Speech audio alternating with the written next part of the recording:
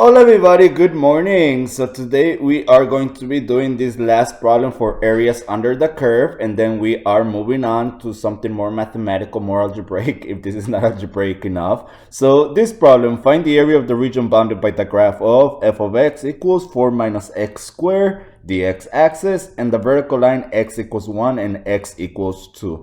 And the region that we are referring to is shown in this diagram below. And remember, something that I do want to emphasize to all of you is to make sure that you understand what x equals 1 and x equals 2 means.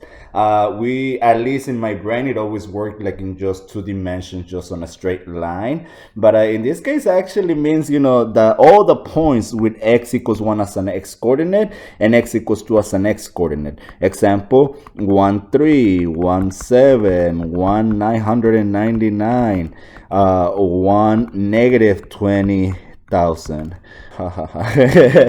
But anyway, and so is the other one. So what coordinate points are those? Well, they turn out to be all the points on the vertical line. X equals 1, and along this line, x equals 1 and x equals 2, all these points. So they're saying find the area that is bounded by the region under the graph, under the curve, above the x-axis and between the line x equals 1 and x equals 2. And remember, back in dinosaur years ago, we would go ahead and ask ourselves, well, in how many rectangles do they want us to divide the area into? And then we'll be like, oh, in 3 rectangles, but I want you to use the left endpoint or the right endpoint, or find the upper sum or find the lower sum if my function, depending on the certain conditions that my function has on its shape, right? But now we moved on. We've transcended. We've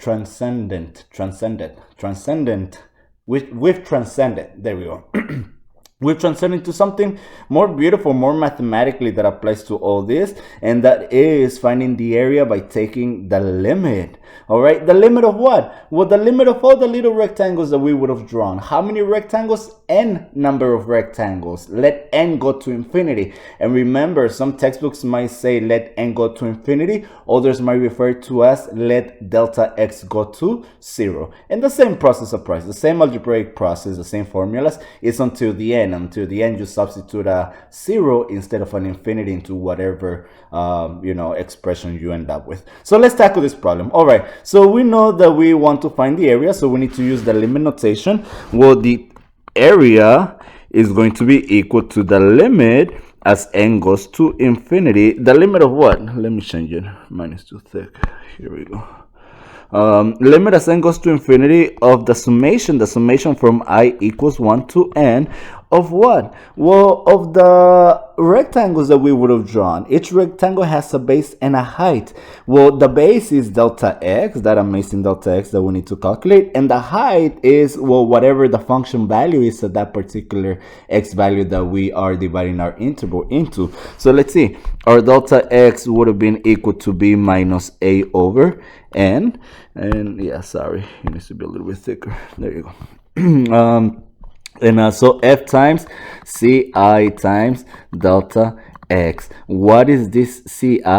Is, remember, it doesn't matter if you take your left endpoint, your right endpoint, your midpoint, or any point in between, because theoretically, if we're letting n go to infinity, we are going to end up with the exact area. So that is a formula. We are adding all my rectangles, the rectangles with base delta x and with height f of whatever part of the interval we decide. So let's see. Alright, so here we have our function. What is our delta x? Well, delta x is going to be delta x is equal to b minus a over n. In this case happens to be 2 minus 1 over n, which is 1 over n. Beautiful. Alrighty.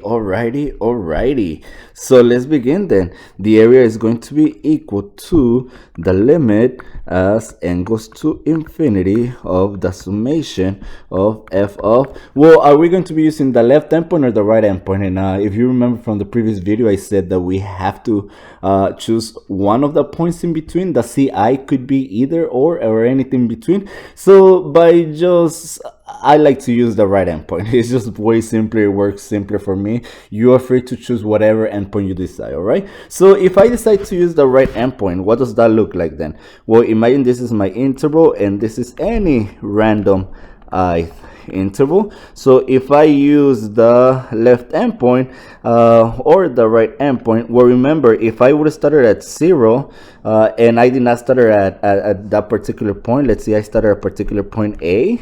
All right, I'm going from A to a particular point B, but A is not actually 0. Well, what is this number here then? Because we're going to have to, something is happening. Let's see, cut. Sorry about that. I don't know what happened. The computer started acting up, so it stopped recording. And so let's see. This is where some people, at least I had trouble for sure when I was taking calculus, understanding what interval and why, when, what to do when the A was not at 0. Well, it's really simple. Remember, we're gonna start at A and we're gonna go all the way to B. We're gonna be dividing this region into delta x's, delta x's, delta x's, right? This is going to be a delta x if it's a rectangle. I'm just exaggerating the base over, right? Delta x, right? So if I'm talking about this ith interval, well, what is the x value that I'm going to evaluate, right, for a height on my function somewhere? Well, it's going to be from 0 all the way until here was A. Now from here, we started dividing into delta x's, right? A delta x, another delta x, another delta x, another delta x. We reached the beginning of our interval, and this was another delta x, and we reached the end of our interval, and more delta x's until we finish at our point B. All right, so now check this out. It's really nice. From here to here is a distance of A, and from here to here, a certain amount of delta x's have passed, right? But we know that from here all the way to the very last interval, a certain number of I delta x's have passed. All right, 1 delta x, 2 delta x's, 3 delta x's. Well, if from here all the way to here, I delta x's have passed, well, how much from here all the way to here then? You remember, if from here to here was just a delta x, then this must be an I minus 1 delta x's. So what is my left endpoint? It's a total distance always of A plus your I minus 1 delta x. What is always your, so this is your left endpoint. What is always your right endpoint if you want to evaluate is always going to be A plus, well, I delta x. If Mr. Perez is nice, he'll give you one where your A starts at 0, right? So you only have to worry about just substituting something like this. But if he wants to challenge you a little bit, which I think he should, right? He will start probably from an A from here all the way probably to a B somewhere here. And I want you to give me this area. See? All right, this will be like drawing number uno. Remember that. Ta ta ta ta ta ta ta ta ta ta ta. We're so close. We are so close. Do not lose hope. We are almost there. Pretend you're doing your work. Don't be suspicious. Don't be suspicious. Don't be suspicious. Anybody has big plans for graduation? I mean, big stay-home plans for sure. Anyway, let's continue. Oh yeah, so yeah, what were we doing?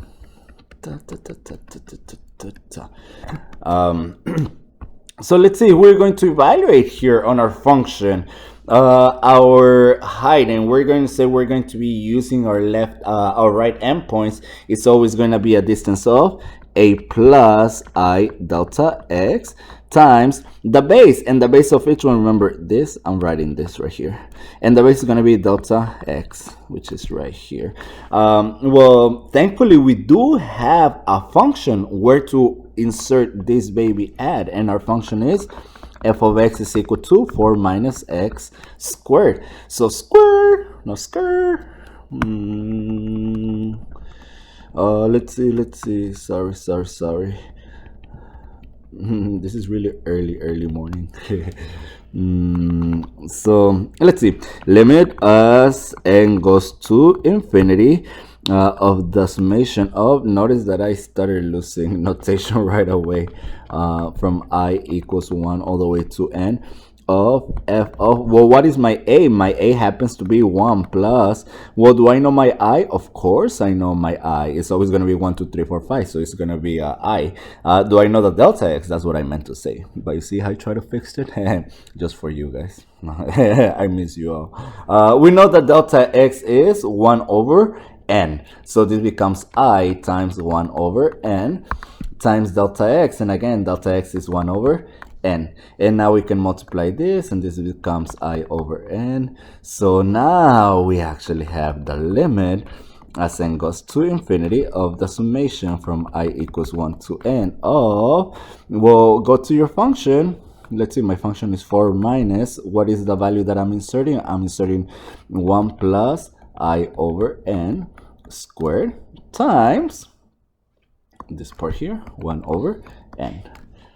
And this becomes limit as n goes to infinity of the summation from I equals 1 to n of 4 minus, well, what is 1 plus I n squared? You're either gonna have to do 1 plus I over n times 1 plus I over n, or you're gonna, and then do distributive property, blah blah blah, or you're going to have to just expand in your mind if you're able to do that. This is 1 plus 2I over n plus I squared n squared. Trust me, I did not know how to expand just by looking at it, probably until college, that I actually solidly understood it and was able to do so. So don't feel bad if you're not able to. I was not able to also until way far. Times, so this is that part, times 1 over n. There you go. That is my function. That is my function. That is my function. That is my function. That is my function. All right, so here you have a choice, and the book does something different. The book the book expands this part and then multiplies that 1 over n times this, and then it continues doing the algebraic process just with that stuff. What I am going to do, it doesn't matter if you start substituting whatever I values into this one, into this one, into this one. It's going to be like an iteration. When I is 1, you're going to have this, but instead of the I, you're going to have a 1. When I plus, when I is 2, you're going to have this whole thing in a 2, and plus 3, and so on. But if you notice, this baby is always going to be here in each one. So I'm just going to go ahead and factor that out of my summation, and that will become, so here's where I'm going to start being a little bit different if you're trying to follow the book. Just to show you two different approaches. It's going to be the limit as n goes to infinity of 1 over n. We're allowed to do that. The summation from I equals 1 to n. The summation of what? Well, of 4 minus 1 plus 2I over n plus I squared over n squared. All right, that is what we're doing. Now, I just want to simplify for myself, to be honest. And now we have to break this into a summation of all these little things. That is the process, okay? Limit as n goes to infinity of 1 over n times, well, the summation, this would just be 4 minus 1, which is 3. And then this minus just will keep distributing to this one. So 3 minus 2 over n I minus 1 over n squared I squared. Notice how I rewrote it in a very careful manner, because it's going to be really useful right now. Check it out. Hey, check it out. Check. What do we have? We have the summation of I equals 1 to n of, well, 4 minus 1 is 3. All right, minus, remember, don't forget that one, the summation from I equals 1 to n of 2I over n minus the summation from I equals 1 to n of I squared over n squared. And at this point, you can also see that the same principle that applies for this n that we factored out is going to apply somewhere here too. See, when I is 1, every term is going to have this 2 over n. When I is 1, every term is going to have this 1 over n squared. So only the I is going to remain inside, and only the I squared is going to remain inside. So we go ahead and rewrite this as limit, limit as n goes to infinity of 1 over n times the summation from I equals 1 to n of 3 minus, I can factor out the 2n, to n times the summation of I equals 1 to n of I minus 1 over n squared times the summation of I squared. And at this point, these are just formulas for summation that we learned on the previous section. The summation of a constant is the constant times n. The summation of I, there's a formula for that. This is saying the summation of all the integers. What is the summation of all your integers squared? All right, so you do need to learn those formulas. Limit as n goes to infinity of 1 over n times, don't forget this one, at the end we're going to be using it, 3n minus 2 over n times, well, what did this become? Remember, this became n plus 1 over 2 times n, and minus 1 over n squared times, well, do you remember what was the formula for the summation of the squares? Okay, so anyway, the n's divide out, this n divide out with this one, this 2 we divide out with this one as well, so this only becomes n plus 1. And here we do have a fraction. Do we have anything? We only have the yeah, no, nothing really. Minus 1 over n squared. Put in y. And after doing algebra, sorry, I just had to cut it down. But after doing algebra and simplifying, this is what you're supposed to be going through. The textbook does skip a lot of this algebraic work. I wonder why, if that's where students actually tend to have difficulty the most. But I also understand it is a calculus class and it does has prerequisites. But the answer is 5/3. All right, and it is the exact area. 5/3 is the exact area, and we had to use limits. In this part, you could not substitute infinity right away because you will have infinity over infinity, which is in determinate form, which is you need to do algebra, which is finding the common denominator and then dividing out and simplifying. All right. Well, I hope that this is helpful, and this terminates section 4.2. So yeah, thank you. I hope that you enjoyed. And now we're moving to something really cool, which is just the algebraic part of integrals. Love algebra and logic. Let's do this. Good morning.